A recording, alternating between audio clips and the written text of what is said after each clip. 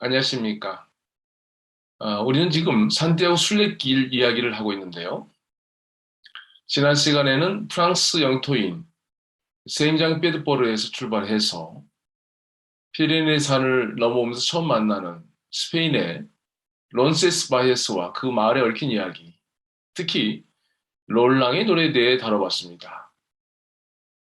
흥미로웠던 것은 세르반테스가 롤랑에 대한 여러 가지 버전의 작품들에 대해 인지하고 있었고, 내용은 물론 등장인물들이 혼란스러워질 수밖에 없다는 사실을 돈키호테와 산초 간의 대화를 통해서 보여주는 부분을 살펴봤습니다. 실제로 돈키호테 2권의 23장에는 돈키호테가 몬테시노스 동굴에 들어가 몬테시노스의 안내를 받는 장면이 나오는데요. 바로 거기에 당시 사람들의 마음을 크게 움직였고 돈키호테라는 인물을 써내려가는 세르반테스를 크게 움직였을 대목이 나옵니다. 롤란과 함께 전투에 참여했던 두란 나르테가 죽어가면서 자신의 사촌인 몬테시노스에게 시켜 벨레르마에게 자신의 심장을 전해달라는 부분이 그것입니다. 그 장면은 다음과 같이 표현되어 있습니다. 오, 나의 사촌 몬테시노스여. 최후로 그대에게 내 간곡히 부탁하는 것이 내가 죽고 내가 혼을 빼앗기게 되거들랑 나의 심장을 벨레르마가 있는 곳으로 반드시 가져가 달라는 것이지. 단검이나 빗으로 내 가슴에서 내 심장을 꺼내서 말일세. 라는 부분입니다. 이에 몬테시노스는 다음과 같이 대답을 합니다. 사랑하는 나의 사촌형. 론세스 바이에스에서 떠나서 처음 만난 장소에서 형의 심장에 소금을 조금 뿌렸어요. 벨레르마 아씨 앞에서 나쁜 냄새가 나지 않도록 신선하지는 못할 망정 적어도 좀 말을 하고 그랬죠. 라는 대목입니다. 아울러 오래전부터 구성되면서 내용이 달라졌던 롤랑에 대한 혼란이 이태리 출신의 루도비카 아리오스토가 쓴 광야에 오르란다는 작품이 유럽의 큰 인기를 끌고 그것이 돈키호테에게 큰 영향을 주었다는 말도 했습니다. 물론 그 내용은 마르코 폴로와 연결되었고요. 특히 중국을 의미하는 카타이와 카타이 공주 이야기까지 섞여져서 원래 있었던 롤랑의 노래에서의 롤랑과는 사뭇 다른 이야기가 돼버렸다는 사실도 앞에서 말한 바 있습니다. 이번 시간에는 론세스 바이스를 지나 다른 마을로 가보겠는데요. 그 전에 순례자라는 책에서 파울로 코엘료가 피레네를 넘으면서 봤다는 살베 레지나라는 글을 담고 있는 기념물에 대해서 잠시 언급하자면 그가 말한 것처럼 사르마뉴 대제가 산을 넘으면서 잠시 멈춰 기도를 올린 것을 기념해서 세운 것이죠. 이베리아 반도를 거침없이 치고 올라왔던 강력한 이슬람 세력을 토벌하기 위해서 피레네를 넘는 사르마누 군대는 큰 각오를 해야 했을 것이고 자신들이 기독교인이며 기독교를 지키기 위해서 원정을 한다는 점을 다시 한번 되새기기 위해서 그리고 그 전의를 다지는 행동으로 풀이해야 할 것 같습니다. 그는 살베 레지나라고 하면서 기도를 올린 것인데요. 의미는 뭐 신이여 성모 마리아를 굽어 살피소서라는 뜻이겠고요. 말하자면은 성모를 찬송하는 표현이 되겠습니다. 파울로 코엘료가 봤다는 이 기념비가 있는 알토 데 메스케리스라는 곡에는 이후 나폴레옹 군대가 스페인 땅에 들어오면서도 바로 여기에서 동일한 기도를 올렸을 것으로 보입니다.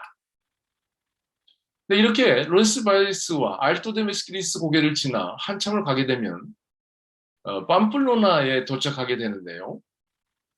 이 도시에 대해서는 우리에게 아주 익숙한 축제 장면이 있는데요. 바로 소몰이 축제입니다.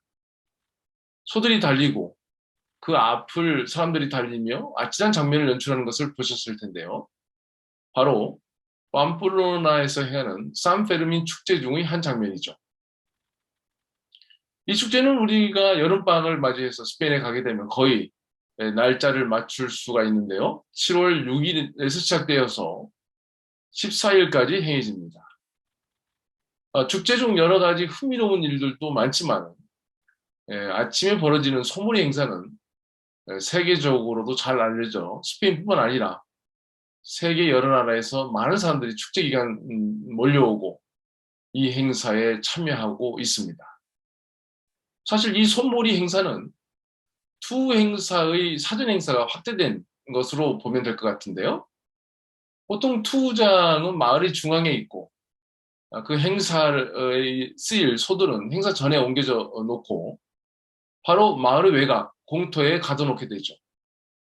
따라서 당일 쓰일 소들을 투장까지 옮겨야 하는데 팜플로나의 경우 이 두 장소를 연결하고 있는 골목길이 있습니다. 따라서 우리에서 풀어놓고 소들을 뒤에서 몰면 소들은 골목길을 따라서 투구장까지 가게 되어 있습니다. 그 길이는 약 875m에 해당되는데요. 축제 중 정확히 아침 8시에 소몰이 행사가 시작되죠. 당일 투에 쓰일 소들은 6마리인데 길들여지지 않은 이들을 유인하기 위해서 이미 길들여진 소까지 합하면 보통 12마리가 문을 열자마자 달리게 되죠. 보통 건물의 1층 문을 닫아놓게 되면 소들은 자연스럽게 투구장까지 가게 되어 있는데요. 사람들은 안전하게 각 층의 발코니에서 이 광경을 지켜보기도 하고 더 많은 사람들은 골목길에 직접 들어가 이 소들과 함께 섞여서 이 모험을 하게 되는 것이죠. 이 소몰이 행사를 엔시에로라고 하는데요. 의미로 본다면 가둬놓다라는 뜻일 것 같은데요. 사람과 소들이 함께 섞여서 이 골목에 갇혀 있는 모양을 설명하는 단어가 될 것 같습니다.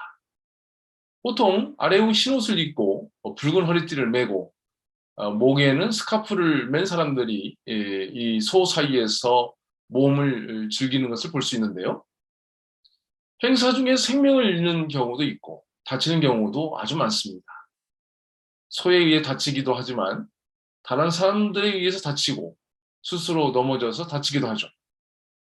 매년 사고는 일어납니다만 그래도 세계 곳곳에서 젊은이들이 몰려오고 있습니다.